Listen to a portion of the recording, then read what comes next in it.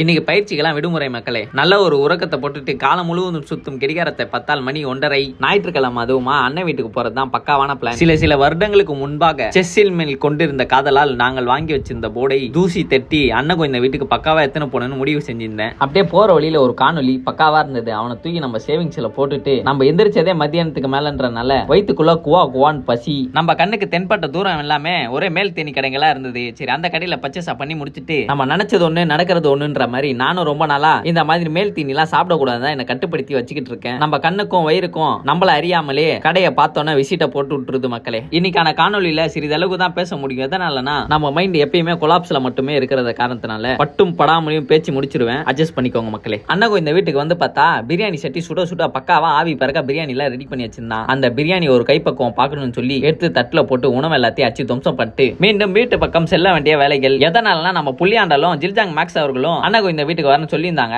நம்ம தான் கவனிக்காம பரபரன்னு நம்ம அம்மா மட்டுமே கூப்பிட்டுட்டு சட்டார் புட்டார்னு அண்ணன் இந்த வீட்டுக்கு வந்துட்டோம். சரி, அவனுக்கு மன உடச்சல் இருப்பானுங்கன்றனாலேயே உடல் ஆரோக்கியமா இருக்கணும்னு சொல்லி தர்பூசணி ஒண்ணு வாங்கி கையில கொடுத்தா நல்ல ஒரு சிரிப்பு சிரிச்சானுங்க. நம்ம புள்ளியாண்டலுக்கு ரொம்ப பிடிக்குமா. சரி மக்களே, நாளைக்கான காணொலியில பார்ப்போம். Tata bye bye. தனிச்சிருங்க மக்களே.